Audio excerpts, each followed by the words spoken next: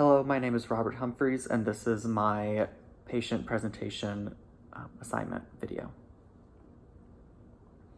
Our patient is a 5-year-old female with no known allergies, 19 kilograms, with a primary medical history of neuroblastoma. They are status post multiple rounds of chemotherapy and had a resection last month with minimal positive margins. This patient was admitted yesterday from IR after double lumen Broviac placement. And for their first of 2 autologous bone marrow transplants or stem cell infusions. This patient will be conditioned with thiotepa and cyclophosphamide followed by mesna, and our stem cell infusion is currently scheduled for November 8th. Labs were collected yesterday prior to admission. Their CBC was within normal limits, ANC was 2800 and platelets were 180, so okay to start chemotherapy. Our electrolytes, renal function panel, and LFTs were all within normal limits. Mom reports that this patient has been in normal health at home with no issues and has required no PRNs since their last hospitalization. We have collected no labs today, but we will obtain a CBC, a CMP, and a liver function panel every Monday and Thursday, as well as daily UAs. Today is day 1 of chemotherapy, so our thiotepa will start today at around 12. This patient has a history of significant nausea and vomiting with chemo, so we will start IV Zofran every 8 hours and IV dexamethasone daily starting today immediately prior to chemo. She also has PO Finnergan as needed every 6 hours. This can be transitioned to IV if needed. Mom has requested that we avoid IV Ativan and IV Benadryl if possible due to the patient having a paradoxical reaction to them in the past. This patient will also get a full bath with soap and water, and those will continue every 6 hours until 24 hours after the last dose of thiotepa. We will also have no occlusive dressings, no lotions, no ointments, no chapstick, and no tight clothing for this time as well. And that is due to the thiotepa being excreted through the skin, and it could cause burns essentially to the skin. Our other conditioning agent, cyclophosphamide, will start on day 4 of chemo. This cyclophosphamide will be followed by an 8-hour infusion of a drug called mesna, which is used to prevent hemorrhagic cystitis. Antiemetics will stay as currently ordered unless changes are necessary. This patient remains on IV fluids at 1.5 times maintenance while receiving chemo, and those can be decreased 24 hours after our stem cell infusion. The UAs I mentioned earlier will be sent every 4 hours. We'll be transitioned from daily to every 4 hours once we start cyclophosphamide, and we'll continue that way until 24 hours after cyclophosphamide just to check for blood in our urine due to that risk of hemorrhagic cystitis. Assessment-wise, this patient's vitals have been stable, and this patient has remained afebrile. Neurologically, they are intact with no deficits within normal limits. Cardiac, they are warm and well perfused within normal limits.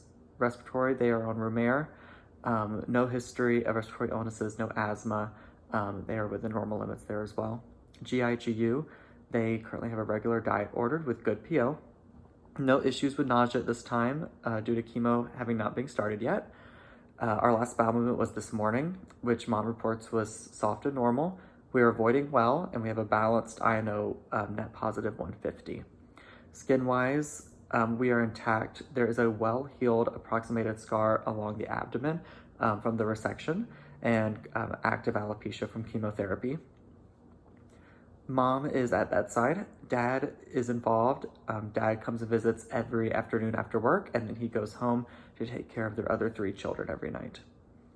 Access-wise, this patient has an IVAD that is not accessed, and then the double lumen Broviac central line that was placed in IR yesterday. This Broviac can be pulled after our second stem cell infusion. If the patient were to have a fever, the IVAD will need to be accessed so we can get blood cultures from it, and we will also send blood cultures from the other 2 lumens from the Broviac, and we will escalate antibiotics to Rocephin Q24 hours.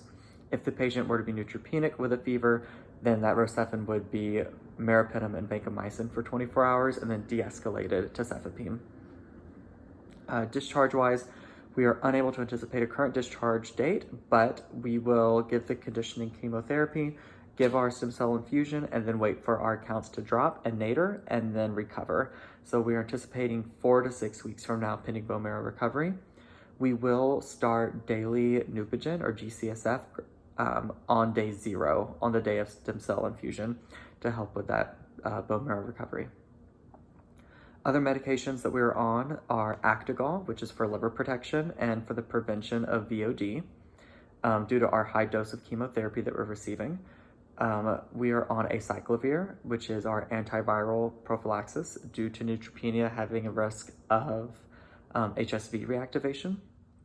We are on diflucan for antifungal prophylaxis, and we are on Levaquin for antibacterial prophylaxis. And as mentioned before, if we have a fever, that Levaquin would be escalated to Rocephin or meropenem bank, depending on the patient's ANC at that time. Patients should be doing oral care 3 times a day with normal saline rinses, and brushing your teeth. If unable to tolerate brushing teeth due to bleeding gums due to low platelets, we can just use oral swabs.